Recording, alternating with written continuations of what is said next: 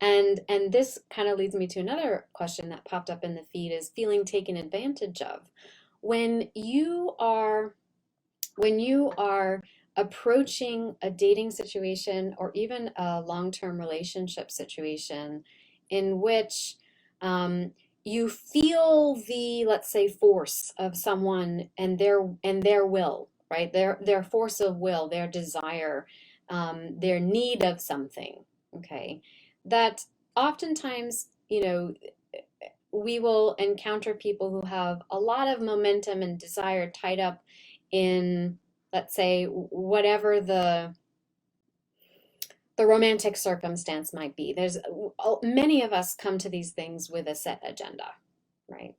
And when we have a lot of energy and momentum tied up in that agenda, and you approach someone who is perhaps they don't have as much buy-in, right? They don't have as much desire as you do, or maybe as much of a set outcome in mind. They're really more interested in going with the flow and seeing how things evolve, whereas you're sort of looking for, like, I want this to be a long-term thing, I want this to be a committed thing, so on and so forth. Then, a person who isn't quite there or doesn't have the same agenda is going to feel that like an onslaught. It's going to feel invasive. And then they may have a response similar to the ones that I used to have, which is that, well, clearly that's what they want, so I'm going to give it to them because I owe them something for liking me, right? Or I owe them something. Or you can also feel enthralled with someone's momentum. You can also feel enthralled with their passion.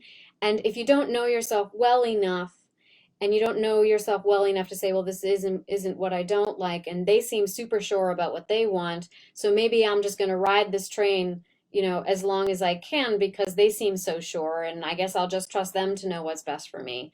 Then that's actually a form of abandoning yourself, and it's easy to do that when we don't know ourselves, right? If we don't know the boundary lines around ourselves, it's very easy to do that, okay? So, for example, I think we had someone in our feed who spoke about feeling taken advantage of, being very wary of flirtation and charm, and not being able to get into the lighthearted, fun aspects of dating, and then feeling like, oh, well, then when I allow myself to get into it, then I'm taken advantage of. Okay, so being wary of charm and flirtation on some level is just good common sense, right? Because, you know, and maybe wary isn't the right word. Maybe it's more like you don't know a person's agenda. You don't, especially if you just met them. You don't know what they want. You don't know where they're coming from. And you can assume, the only thing that you can assume is that in this moment with that person, there is an energy being exchanged between you. And so you can assume to approach that energy with a lightheartedness, with, ooh, isn't this exchange kind of fun and playful? And let's just play with it on the level at which it's being presented. And that is a relatively surface level. Now, you might be someone who's really intense, like, I hate dating because I hate communicating and operating on that surface level, right? And I know that attitude intimately. But at the same time, if you come from it from a place of being deeply personally empowered and knowing your boundaries and knowing what it is that you want and knowing that you cannot be taken advantage of, because even if somebody lies to you and doesn't show up in the ways that they seem to have promised and or indicated, that's on them. That's because they missed out. That's no chip off your shoulder. Oh, information for me and your loss. So I can't be taken advantage of, right? It's a total paradigm shift.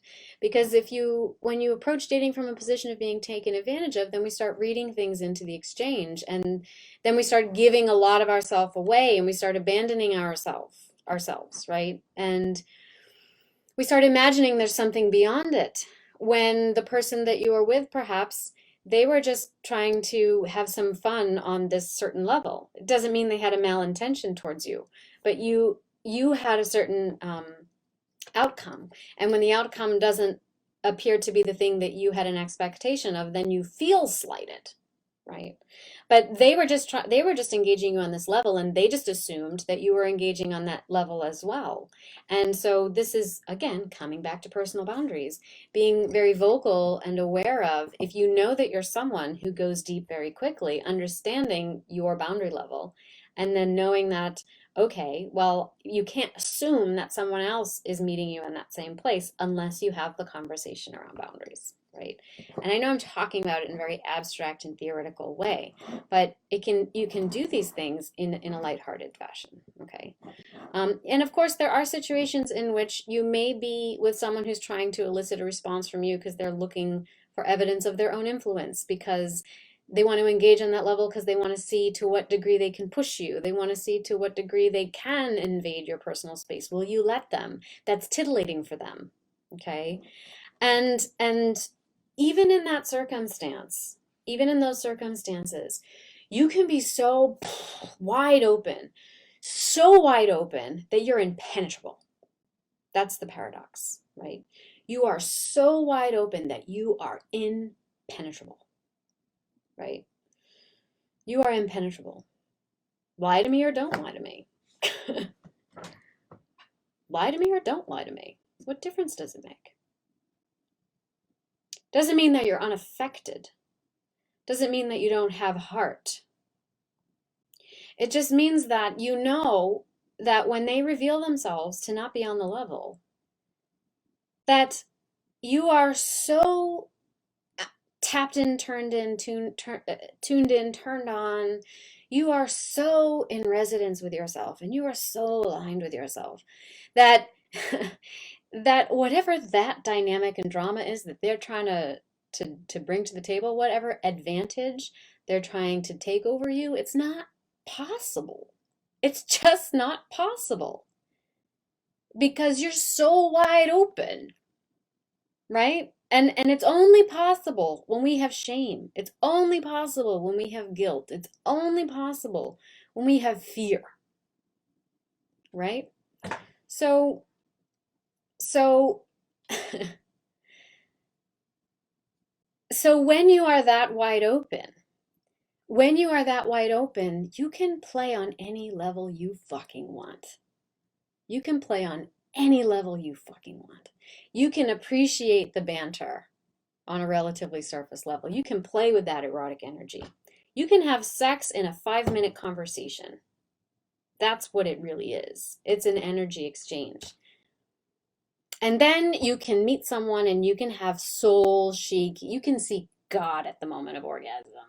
Okay? When you are that wide open, no one can take advantage of you.